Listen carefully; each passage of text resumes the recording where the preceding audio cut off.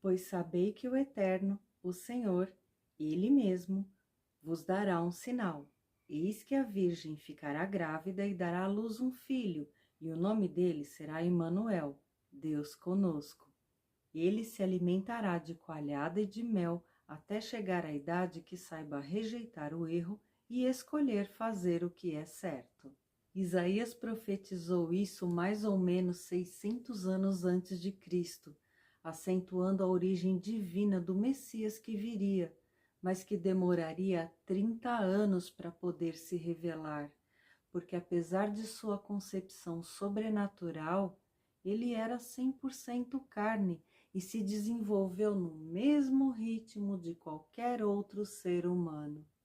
Eis, portanto, o registro bíblico do ciclo de maturação neurológica, algo que só em 2008 seria comprovado pela ciência. O versículo diz que ele se alimentará de coalhada e de mel até chegar à idade que saiba rejeitar o erro e escolher fazer o que é certo, ou seja, até alcançar o domínio do discernimento aos 30 anos, porque conforme ficou provado depois, o lobo frontal, responsável pela capacidade de raciocínio, julgamento e planejamento, é a última seção cerebral a completar o ciclo de maturação, o que acontece por volta dos 25 a 30 anos ou mais. Nessa timeline dá para ver a progressão da maturação neurológica indicada pelas cores mais escuras, começando com a imagem do cérebro de uma criança de 5 anos nessa ponta e terminando com a de um jovem de 20 anos nessa outra. Para saber mais sobre isso, é só buscar maturação cerebral ou maturação neurológica que você acha bastante matéria disponível. A questão é que, como foi Ele quem nos criou, é claro que Deus conhecia a demora desse ciclo. Mas Jesus encarou o processo, porque a redenção da humanidade dependia de controle mental absoluto, para que nada nem ninguém conseguisse influenciar as decisões dele, o que se comprovou no episódio da tentação no deserto. Só esclarecendo que a alimentação com coalhada e mel citada no versículo significa que Jesus foi instruído na palavra de modo que favorecesse a evolução, a conexão e a densidade espiritual que ele precisava atingir. Na Bíblia, o tipo de alimentação representa a expressão da palavra de Deus através de alguém. Por exemplo, está escrito que João Batista se alimentava de gafanhotos e mel silvestre, indicando o estilo incisivo de pregação dele, tipo, arrependei-vos, pois é chegado o reino de Deus. E nessa pegada ele foi abrindo o caminho para Jesus na mente do povo, do mesmo jeito que uma nuvem de gafanhotos abre caminho por onde passa. Esse João Batista devia ser uma figuraça, mesmo considerando o padrão de profeta bíblico, viu?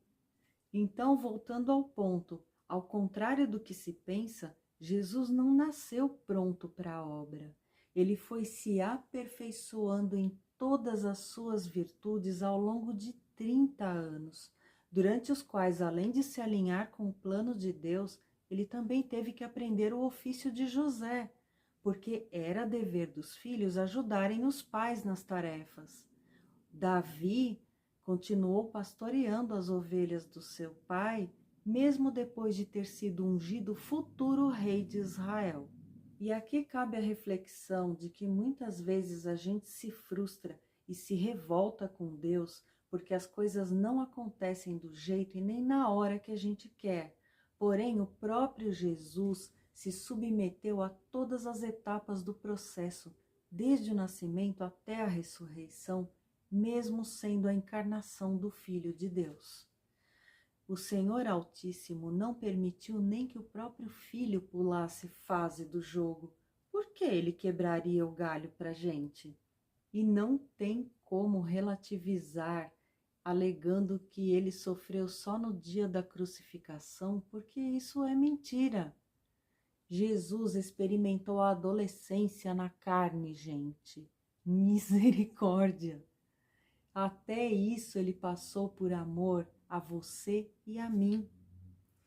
Tenta visualizar o que aquele menino diferente, tímido, bonzinho, extremamente inteligente deve ter passado na unha da garotada da época.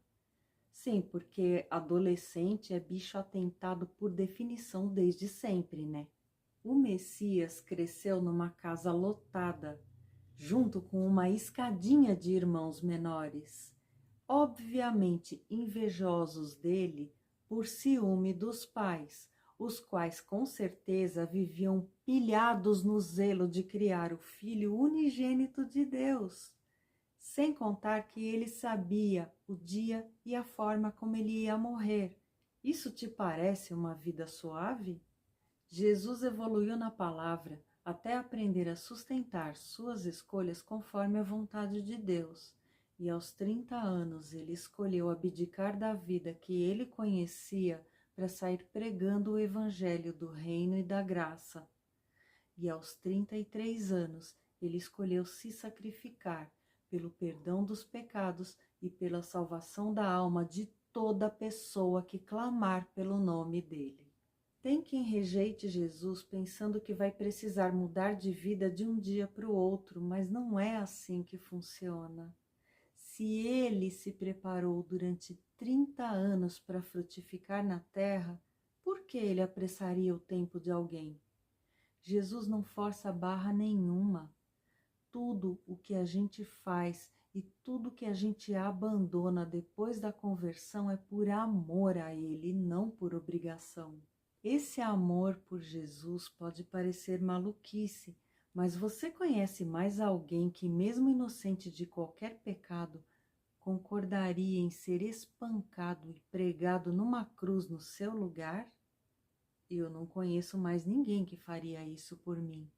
Portanto, todo poder, louvor e glória ao nome de Jesus Cristo, porque bendito é o Senhor, Rei do Universo, que nos concedeu a vida, o perdão e a salvação.